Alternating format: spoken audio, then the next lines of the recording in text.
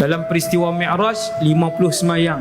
Nabi turun langit ke-7, ke-6, turun jumpa Nabi Musa. Nabi Musa tanya, "Wahai Muhammad, berapa solat?" 50.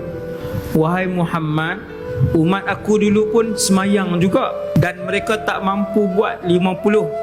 Pergi minta diskaun." Nabi naik, minta kurang, Allah bagi kurang 5. Tuan-tuan nak tak mana muka tuan-tuan naik minta kurang? Nabi buat turun 45. Tuan-tuan bayangkan, hari ni kita ada 45 waktu.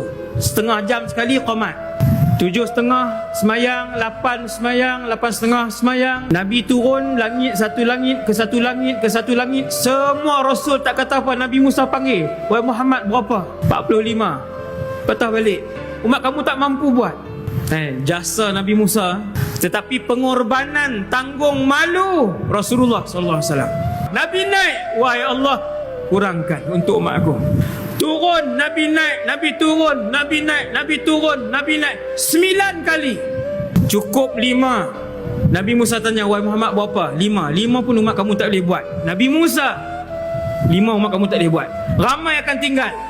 Nabi Muhammad kata, "Wahai Musa, istahyaitu min Rabbi." Aku malu dengan Tuhanku. Malu Rasulullah.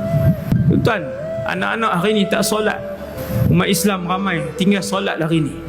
70% umat Islam di Malaysia tak solat sempurna 5 waktu. Inna lillahi wa inna ilaihi raji'un. Kita tahu kisah ni, kita tahu betapa besar pengorbanan Rasulullah.